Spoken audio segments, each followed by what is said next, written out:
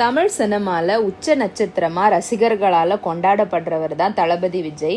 இந்த நேரத்தில் திடீர்னு சினிமாவிலிருந்து விலகி அரசியலில் களமிறங்கி தனது கடைசி படம் ஜனநாயகன் அப்படின்னு அறிவிச்சிருந்தார். இதனால் வழக்கமாக இருக்கும் எதிர்பார்ப்பை விட ஜனநாயகன் படத்துக்கு மேலே நல்ல எதிர்பார்ப்பு அதிகரிச்சிருக்கு. இந்த படத்தை வினோத் இயக்கி வர பூஜா ஹெக்டே, மமிதா பைஜு, பாபி தியோல், நரேன், பிரியாமணி, கௌதம் மேனன் இப்படி பலரும் நடிச்சிட்டு இருக்காங்க. இந்த படத்தின் படப்பிடிப்பு நிறைவு பெற்று தற்போது போஸ்ட் ப்ரொடக்ஷன் பணிகள் விறுவிறுப்பாக நடைபெற்று வருது. சினிமாவிலிருந்து வெளியேறியுள்ள விஜய் அரசியலில் முழுமையாக கவனம் செலுத்திட்டு இருக்காரு. சமீபத்தில் தனது தாவேகா கட்சியின் 2வது மாநில மாநாட்டை வெற்றிகரமாக நடத்தி முடிச்சிருந்தாரு. அடுத்ததாக செப்டம்பர் 15ஆம் தேதிக்கு மேலே மக்களை நேரடியாக சந்திக்கிறதாகவும் முழு தமிழ்நாடு பயணம் மேற்கொள்ள போறதாகவும் தகவல்கள் வெளிவந்துட்டு இருக்கு. நடிகர் விஜயின் மனைவி சங்கீதாவை பொது இடங்களில் பார்த்தே பல நாட்கள் ஆகிடுச்சு.